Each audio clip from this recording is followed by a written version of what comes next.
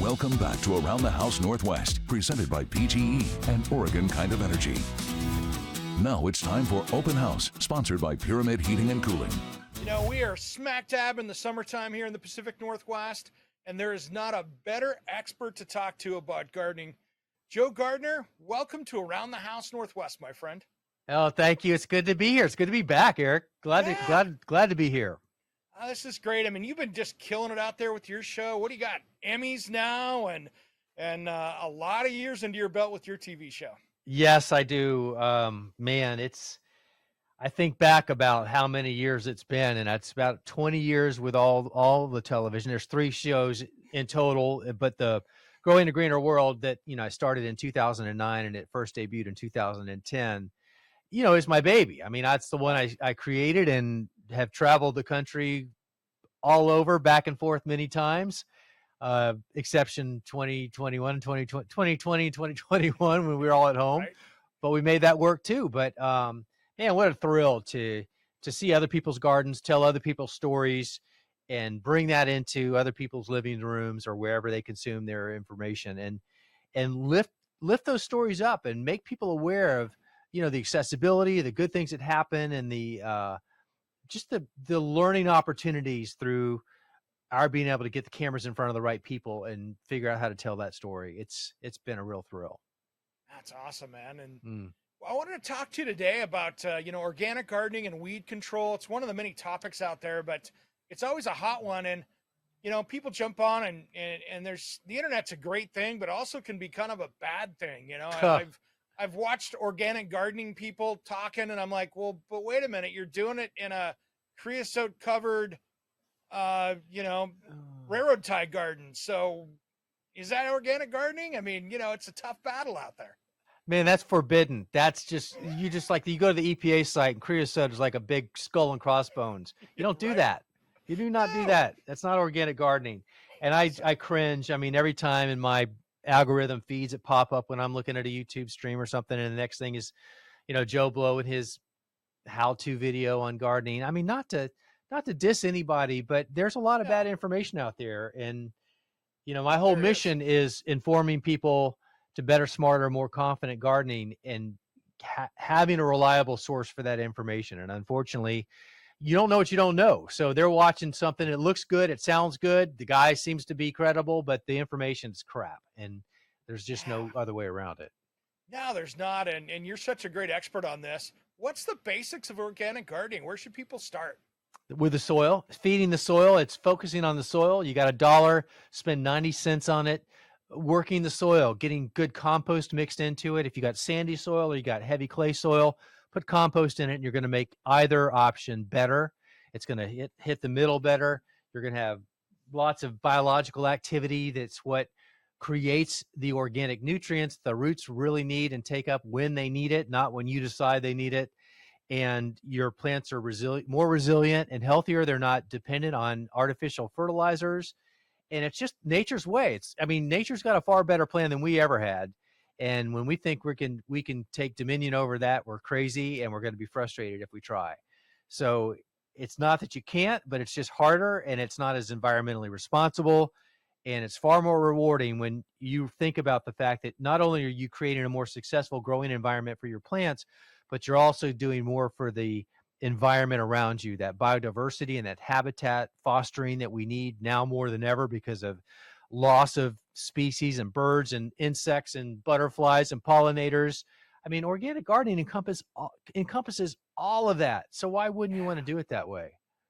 Are there any issues out there with grabbing some of the more commercial compost, like you go down to the big sand and gravel garden place where you're grabbing the basically it's last year's yard waste? Are there any issues with that, or is it better off using your own compost so you know what goes in? Man, that's a great question. And my gut reaction is it's better off buying last year's yard waste than the bag stuff at the box store, because honestly, they're mass producing, they're throwing it into plastic bags, and they're trying to make as much as they can for as cheaply as possible. And what that oftentimes is just biodegraded or semi-biodegraded wood. It's not even fully composted yet. So when you got the stuff that they sell as topsoil or compost, it's not even finished yet. So you put it into your garden it still needs more nitrogen to break itself down. So it's robbing that from your native soil. And then you put your plants in there and you go, hey, why are my plants turning yellow? Why do they look so bad? I just put in compost or, topsoil. Well, you kind of did, but not really, because it's not what they said it was on the bag, because it's not finished yet, and it's stealing your nitrogen. So Wow, last so year, it'd actually be hurting you, yeah, versus helping you. for at least initially. And so last year's yard waste from the wholesale landscape supply company down the street, Yep. that probably has broken down a lot in a year's time, to the point that it's not going to rob your nitrogen. And it probably is, your community's deposits of the yard scraps and the leaves and the whatever else the landscape crews are bringing in there. And honestly, that's the making of pretty good compost. And so if it's had time to break down, there's nothing wrong with that. Plus, you're buying it in bulk, so you're saving probably 80% on your cost versus what you would get in a bag for the same thing. Well, now that we're getting into we're getting into summertime now, and the heat's across the U.S., weed control is a big thing. And I know that's tough for gardening. It always is for me. And especially if you're organic gardening, it's not like you're going to go in there and hit it with something. No. What are the best tips for this? The best tips. Okay. I think about this every time I weed, and hear me out on this, but I weed a lot, but only for a few minutes at a time. And it's fun. Here's why. Okay. We're all dealing with weeds. Weeds are like death and taxes in Mariah Carey songs at Christmas time. You can't get away from it. It's going to happen. So how do we deal with it? The first thing we do is we tackle the problem. Whether it's, we have a big garden and it's overwhelming, then we isolate a section at a time and we just commit to a few square feet or whatever it is that you've got time for, with a commitment that I'm going to knock this out over a week's time, a little bit every day or whatever. So the key is, the first thing is you got to tackle the problem methodically, so you get it all done.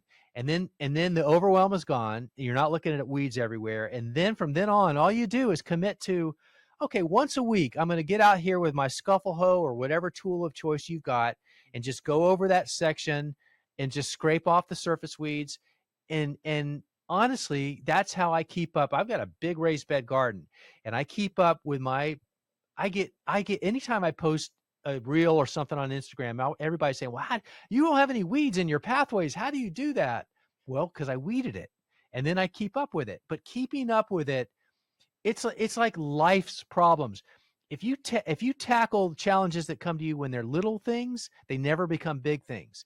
Same thing with weeds. And it's much easier to manage your garden by tackling the weeds when they're little. They come out easier. They don't fight you. And it's not overwhelming. It's fun. You can take them out, and it's instant gratification. You let a few weeks go by, and next thing you know, you got little weeds became big weeds, and then it starts to get overwhelming. So my advice is to take it on at once or over a period of time, and then stay on top of it. And if you do that, gardening gets a whole lot easier.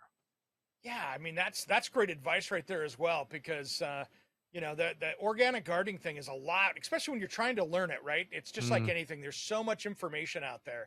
Yes. It's good. One question I had before we go, I wanted to talk just a second about composting, because I know that's something that I've seen. I got a neighbor down the street that's a buddy of mine, and I'm watching him cut his lawn. I'm like, man, you're putting way too many lawn clippings in that compost pile. You're gonna have a big issue when you're putting too much of one thing in there. Are you running into that out there? What are you seeing with compost? It's just some general tips. My general tip would be to go ahead and build your pile as big as you can with whatever you've got that's from your yard or from your kitchen, food scraps and yard debris. And the thing about grass clippings, it doesn't take long to fill up your collection bags and you dump it into your bin, and next thing you know, your bin is full. But the thing about grass clippings is they are a great nitrogen source. The nitrogen is the harder of the two, nitrogen and carbon, the greens and the browns. The nitrogen is the harder input to source. So if you've got grass clippings, you ought to go ahead and use them, because they're going to break down quickly. You need the nitrogen because that's the thing that burns up in your compost the fastest, because everything uses it. The microbes feed on it more than the carbon, and it's what helps the carbon break down faster. So don't be afraid of the grass clippings. Embrace those. And all the while, you're going to be putting in browns as well. And so at the end of the day, over time, it all works itself out. It really does. That is great. So, Joe, I got a question for you. I know you've got a book that's out and your TV show. Let's get people directed your way so they can track you down. Yeah. So joegardner.com is the hub, the website. All the links are there to everything else. You know, the ad for the book is there. The link to the television show is there. Lots of, our podcast, the Joe Gardner Show podcast. There's a dedicated page for that. So there's just pretty much anything that you want to learn or find about me, you can get through joegardner.com. That's the one thing I would direct you to. I mean, my Instagram handle is Joe Gardner. Everything's kind of Joe Gardner related. And you can make that one word because that's going to find me.